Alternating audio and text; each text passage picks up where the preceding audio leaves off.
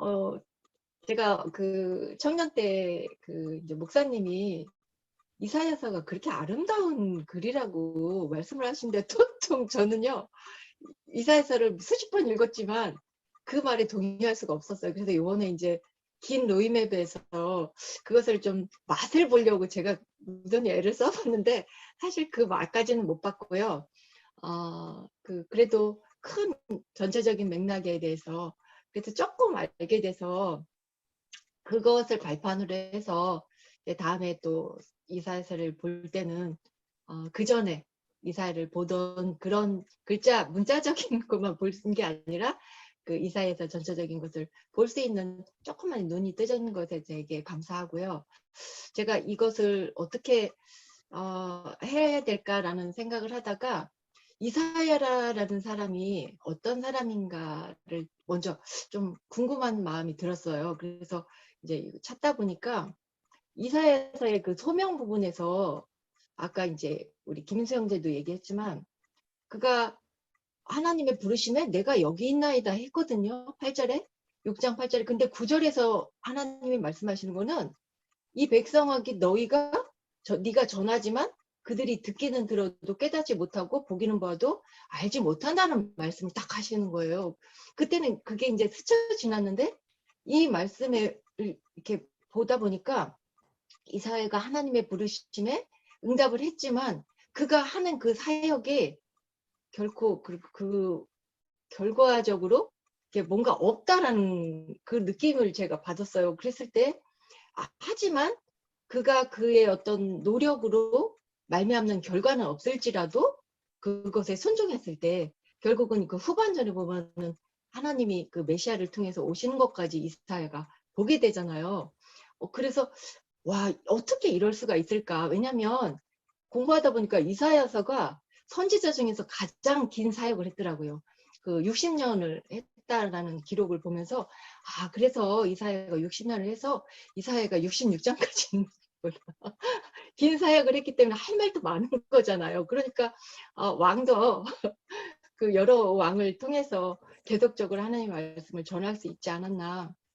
어쨌든 이사야라는 사람에 대해서 하나님의 그 부르심에 대해서 분명한 그 소명은 있었는데 그런 결과가 없음에도 불구하고 60년을 달려갈 수 있었다라는 거, 그거에 대해서 굉장히 좀 충격적인 그런 느낌이었어요. 그리고 이사야가 왕족이었다라는 거, 그래서 그가 전하는 대상들이 귀족층이나 그 지배자적인 어떤 그런 사람들한테 하나님 말씀을 이제 많이 정했고, 그리고 그 여러 나라들 바벨론, 아수르, 애굽, 구스에 대한 그런 세계사적인 그런 지식이 많았던 그런 사람이었고, 또 하나님과 동행했던 영적 성숙자, 그리고 왕들과의 만남을 통해서도 굉장히 용기가 있었더라고요. 아무리 선지자지만 왕에 대해서 책망을 하는 것은 하나님에 대한 신뢰와 인간적인 용기가 없으면 할 수 없었던, 좋은 말이 얼마든지 할 수 있었겠죠. 하지만 아하스가 결코 착한 왕이 아니었는데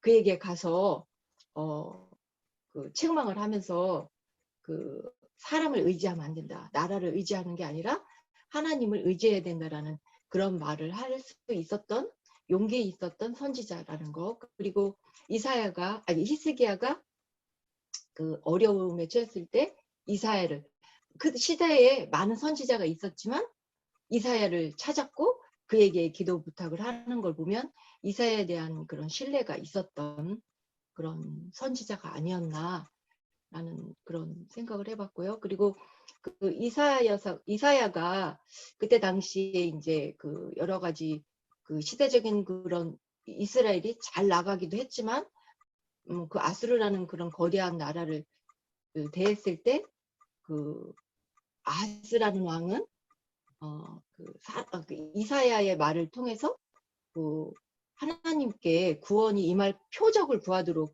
그렇게 얘기했지만 난 구하지 않겠고 여호와를 시험하지 않겠다고 거절을 하죠. 그래서 그 이사야가 그럼에도 불구하고 그 메시아의적인 그 예언을 하죠. 그 임마누엘이라는 그런 그 말씀을 주면서 하나님의 구원을 의지해라 하고 했지만 그가 하나님의 소명 때 네가 해도 하지 못할 거라는 것처럼 그, 그 왕이 아하스 왕이 딱 거절을 하고 결국은 친아수르 정책으로 가버리죠.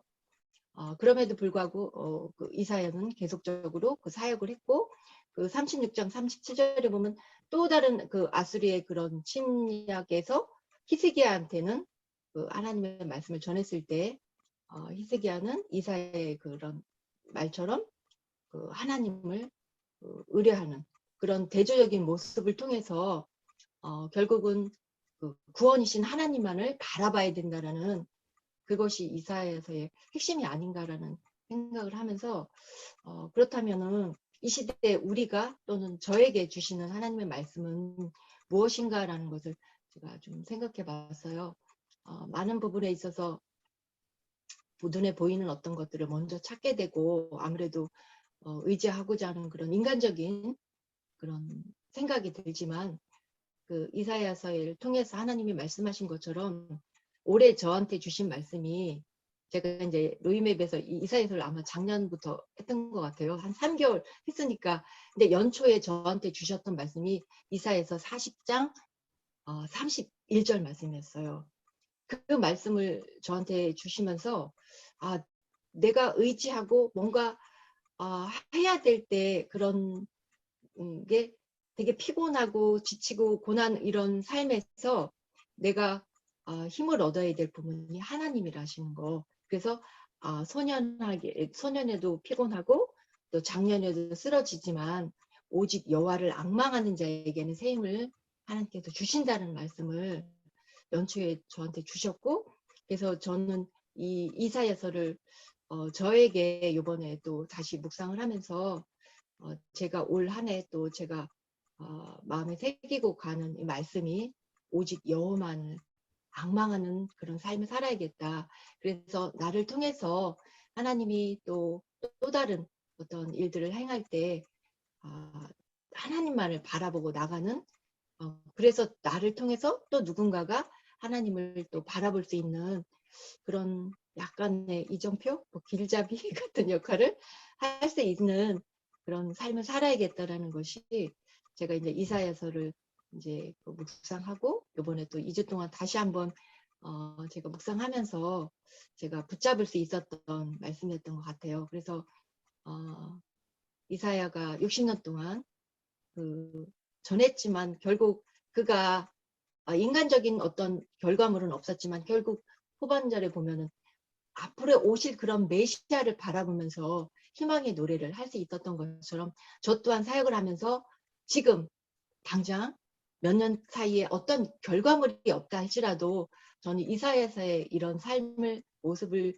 보면서 저 또한 계속적으로 하나님 말씀을 또 순종하며 나갈 때 하나님이 하시는 일들을 함께한 공동체가 보게 되지 않을까 하는 그런 희망과 기대를 갖는 그런 시간이었습니다. 들어주셔서 감사합니다.